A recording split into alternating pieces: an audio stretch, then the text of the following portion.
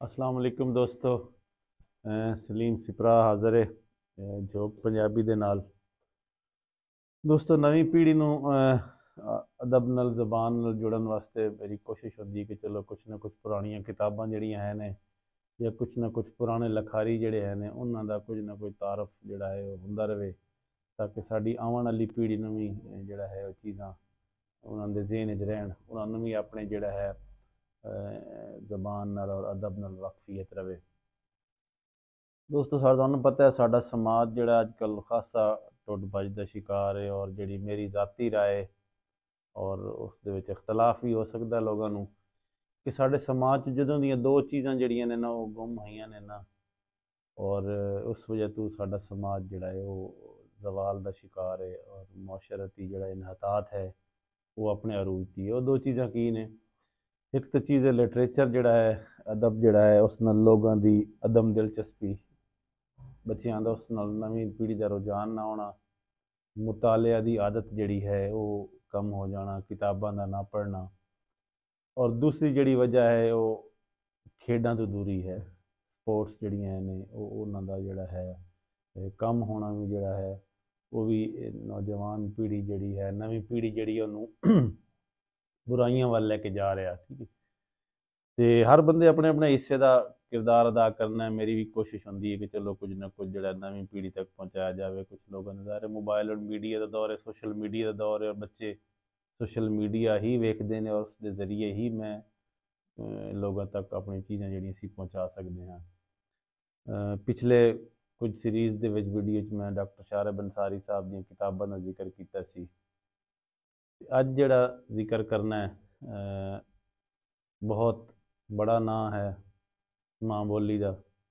मैं तो पंजाबी अदब ही आखांगा, उन्हों का साड़ी जबान नाल भी इख्तलाफ हो सकता है और उन्होंने मेरा जबान से भी इख्तलाफ हो सकता है, और सियासी तौर पर भी जोड़ा है शायद मैं उन्होंने जी वाबस्तगी है उस नाल ज़्यादा मेरी हमदर्दी ना हो। लेकिन वो बतौर इंसान, बतौर तख्लीकार मेरी पसंदीदा तरीन शख्सियत हैं, और मेरी खुशकिस्मती है कि मेरी उन्होंने मुलाकात भी हुई है, जी 20 मिनट की मुलाकात तय सी और 3 घंटे जी मुलाकात रही। मेरी खुशकिस्मती है। मेरे ये जड़ा मुराद है डॉक्टर अशुलाल फ़कीर।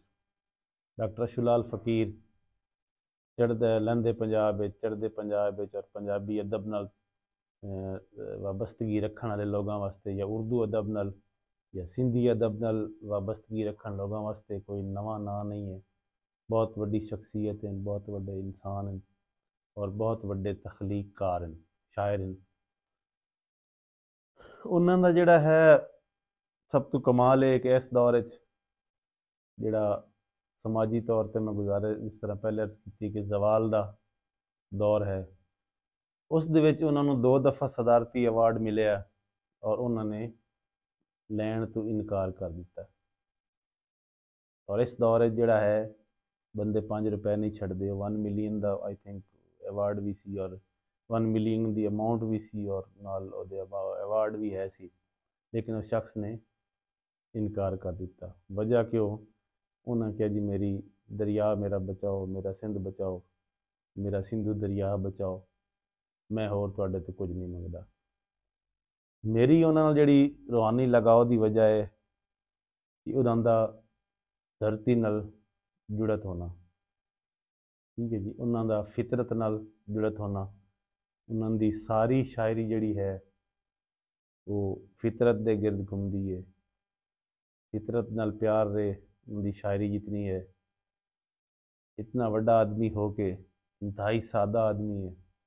कदी वो सानू दरिया दे विच फुल सटदा मिलता है, कदी वो सानू दरिया के किनारे सिंधु के किनारे रेत ते मंजी डाह के उत्थे मिलता है, कदी वो सानू सिंधु की जड़ी लाइयां उन्हां दे विच मिलता है और कदी सानू सिंधु के बूटियां नाल मिलता है।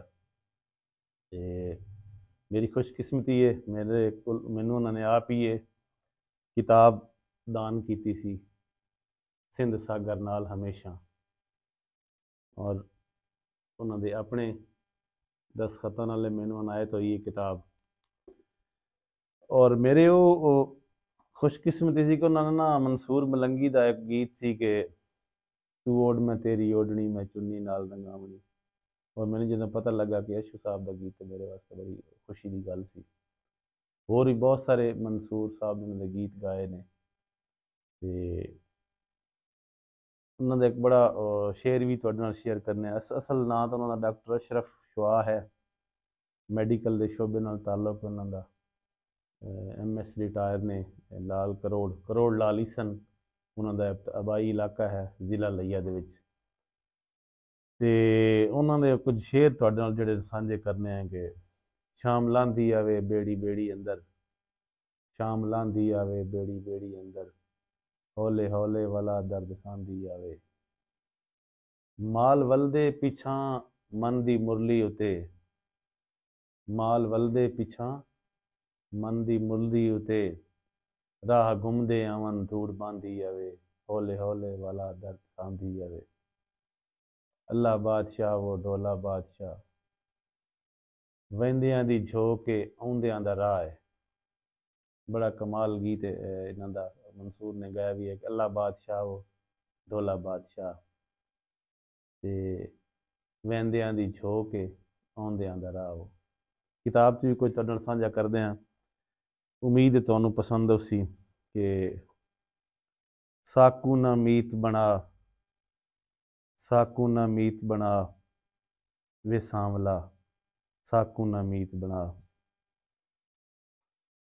असां तां यार कठोर दिलीं दे, असां तां यार कठोर दिलीं दे, उजड़ गए बंबोर दिलीं दे।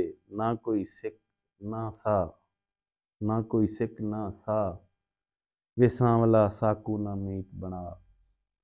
असां हवा दे झोलियां वांगू आंदियां वहिंदियां छोलियां वांगू, ना झुपड़ी ना जा वे सांवला साकू ना मीत बना। दरिया सिंधु नाल उन्हां दी बड़ी खूबसूरत वाबस्तगी है कि दरिया ओ दरिया पानी तेरे डूंघे, दरिया ओ दरिया पानी तेरे डूंघे, तू साडा प्यू मां असां तेरे पूंगे, तू साडा प्यू मां असां तेरे पूंगे। निर्वाण क्या है बालां दी झोली, झोली दे अंदर निर्जान मूंगे।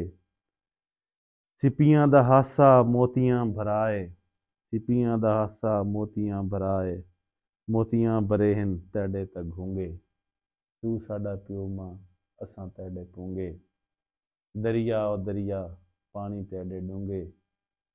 ते बहुत शुक्रिया साईं अशू लाल तुहाड़ियां मुहब्बतां दा। वसदे रहो, सलामती होवे, हयाती होवे। बहुत शुक्रिया।